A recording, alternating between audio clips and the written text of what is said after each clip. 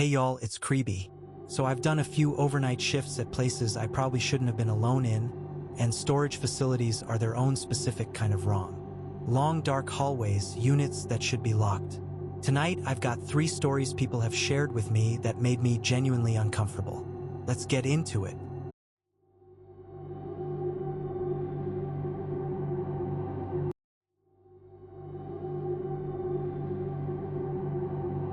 The chair was facing the wrong way. That was the first thing I registered, before I even processed that the unit was open. My flashlight caught it straight on, a plain metal folding chair, gray, centered in the unit with mathematical precision, aimed directly at me. I stopped walking.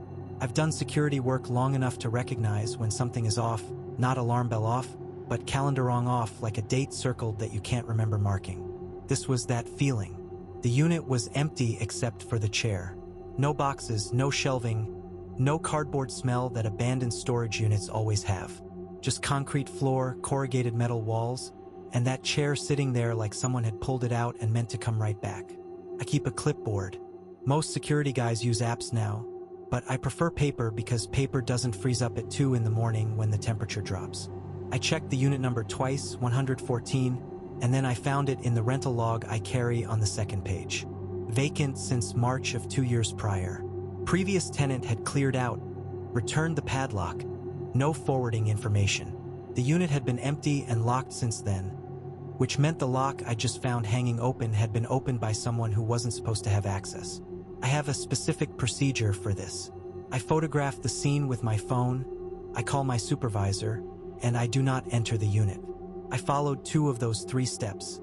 I photographed the chair, the open lock, the clean concrete floor with no debris, no footprints in the light dust near the entrance.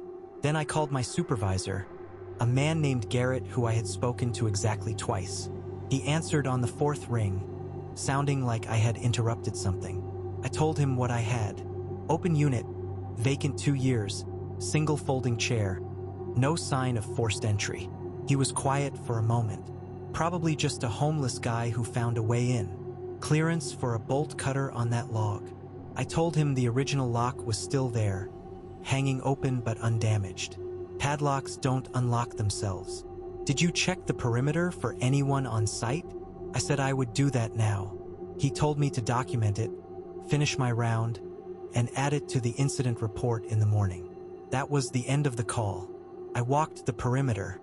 The facility sits on a flat stretch of land outside of town, gravel roads between rows of orange corrugated units, a chain link fence along the property line, and one entrance with a keypad and a swing gate.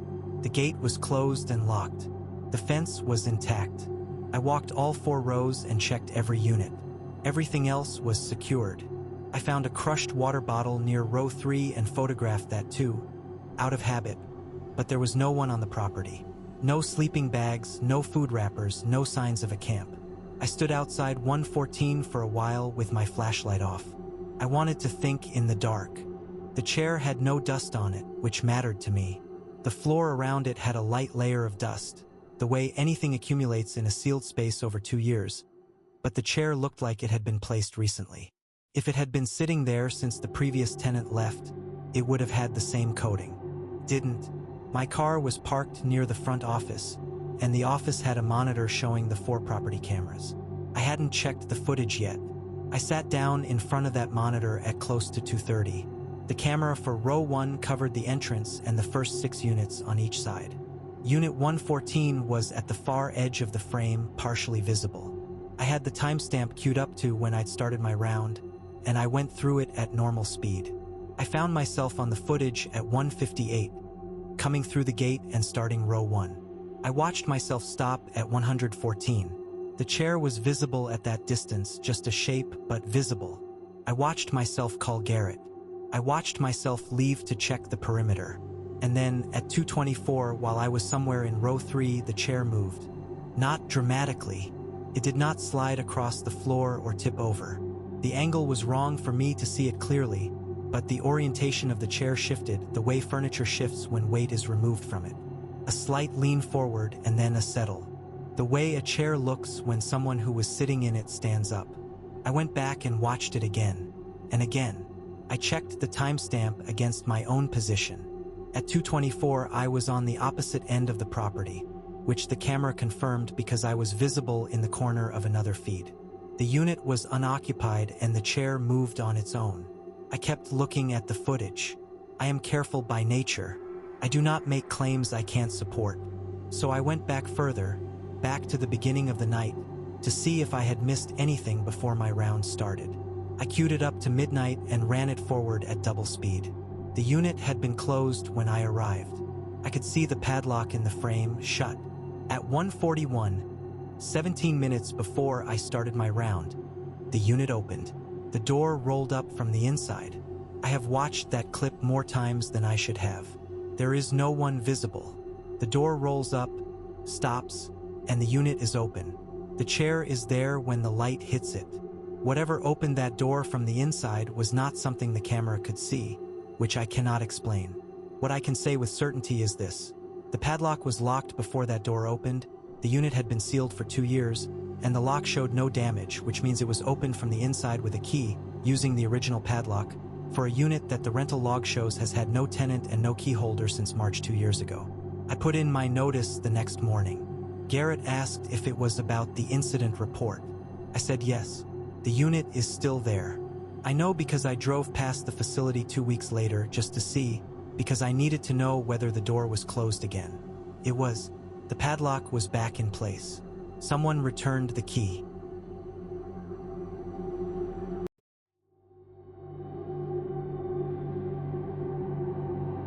The cart sound stopped directly above my head and I hadn't checked the ceiling yet. That was my first stupid thought. Check the ceiling. As if a person could be pressed up there, holding still, waiting. I manage Climate Keep on Dunmore Road. It's a 3-floor self-storage building, climate-controlled, fluorescent lit, the kind of place that smells permanently like recycled air and cardboard. Every Friday I do close out alone. The last customer is supposed to be out by 9. I do a walk, I lock the main corridor door on each floor, I set the exterior alarm, I go home. I have done this exact sequence 80-something times. I know this building the way I know my own apartment, maybe better. It was 9:40 when I heard the cart. I was standing in the second-floor corridor, about to lock the stairwell door, and the sound came from directly above me on 3. It was unmistakable. Those carts have plastic wheels with a specific wobble, a stutter roll that you learn to recognize your first week on the job. For wheels, slightly misaligned, uneven floor seems every 12 feet. I know that sound. I heard it roll maybe 20 feet and then stop. I stood there for about 4 seconds before I thought, okay, maintenance cart. Someone left a maintenance cart near a vent and air pressure moved it. Buildings settle. There are a dozen explanations. I checked the elevator log first because that is the fastest way to disprove something. The log is a printed strip, like an old receipt, that records every floor call with a timestamp. The last trip to 3 was at 6:52. A customer named Brower who rents Unit 318. Brower had signed out at the front desk at 8:44. I had the paper in my hand. 6:52 was the last elevator trip to 3. The stairs have a sensor, 2 motion activated, and the sensor log on my tablet showed 0 trips up the stairwell since 8:31. I went up anyway. The 3rd floor smells different from 2. Colder, tighter, something slightly chemical, probably from the unit at the end of the hall where a guy stores old printing equipment. The fluorescents up there have a longer warm-up, and for the first few seconds you're walking under this dim orange wash before they go white. I came through the stairwell door and stood in that orange light and listened. Nothing. No movement. No settling sounds. There are 2 facility carts stored in a nook near the elevator, and both of them were there, sitting flush against the wall with their handles folded down the way I leave them every Thursday when I do my weekly reset. Neither one had moved. I actually crouched down and looked at the floor around the wheels. No streak marks in the dust along the baseboard. Those carts hadn't rolled. I started checking units. Every door on the left side, then the right, walking the length of the hall.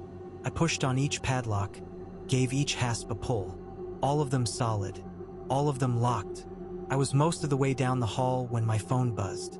It was Maya, one of our part-time staff, texting to ask if I'd left the side lock gate open because she'd driven by and it looked ajar. I typed back that I'd check it on my way out, and while I was typing, I was standing in front of Unit 331, which belongs to a woman named Carver, a retired schoolteacher who stores her late husband's woodworking tools and pays 3 months in advance without fail. Unit 331 had a padlock on the hasp. Pushed it. It was locked. I went back downstairs, checked the gate, found it fine, decided Maya had seen it at a bad angle. I stood at my desk for a few minutes writing up the closeout sheet, and I kept waiting for some feeling of resolution that didn't come. Because here is the thing about being a pragmatic person. You don't actually feel better just from failing to find a cause. The absence of an explanation is not the same as the absence of a problem. I went back up to 3. I don't fully know why. I told myself I was being thorough. I walked the hall again. Everything the same. Locked, locked, locked. I was almost back to the stairwell when I noticed that the door to Unit 331 was not sitting flush. I mean by a fraction. The kind of gap that would be invisible from 10 feet. But I was 2 feet away and the light caught it wrong, and I could see a thin line of dark on the left edge where the door met the frame. I put my hand against it. There was a cold pull from inside, which there shouldn't be, because these units are climate controlled to a stable temperature and a sealed door produces no draft. The padlock was locked. I am certain of that. I had checked it twice. But the door was open. I need to explain what that means structurally. The hasp on these doors is a hinged metal plate that folds over a steel loop. You close the hasp, thread the padlock through the loop, click it shut. The door cannot open unless the hasp is lifted out of the loop. The hasp cannot be lifted while the padlock is engaged. This is a closed system. It is not complicated. A locked padlock means a closed hasp means a shut door. The padlock was locked and the door was open. I stood there for probably 30 seconds running through this and getting nowhere. Then I heard breathing. Not imagined, not ambiguous. Slow, nasal breathing, the kind a person does when they have been holding very still for a long time and are trying to stay quiet. It was coming from inside Unit 331. I said out loud, "Is someone in there?" My voice was steadier than I felt. The breathing stopped. I said, "I'm gonna call the police right now if you don't come out." Nothing for a long moment, and then a man's voice, low and hoarse, said, "She said it was fine." I called the police. I stood at the stairwell door and I did not take my eyes off Unit 331 until they arrived. The man they brought out was in his late 50s, thin, wearing a jacket that wasn't warm enough. He had a sleeping bag rolled up in the corner of Carver's unit, a battery lantern, a 2-liter of water, and a paper bag with food. He had been there, as far as the officers could piece together, since sometime that afternoon. He was not violent. He was confused about his situation in a way that was hard to follow. He kept saying that the woman had given him a key, and he kept saying her name, and the name he kept saying was Carver. The responding officer called Carver's listed emergency contact. The contact was her daughter. The daughter told the officer that her mother had passed away in August. He had a key to a dead woman's storage unit, and he had let himself in and pulled the door mostly shut behind him, and he had been sitting in the dark on that floor for hours, completely still, while I checked the padlock twice. What I cannot explain, and what I have not been able to explain in the 8 months since, is how the door was open and the padlock was locked. Because he was inside, and the key Carver gave him was for the padlock, not the door. He showed it to the officers. It matched the lock exactly. He had locked himself in.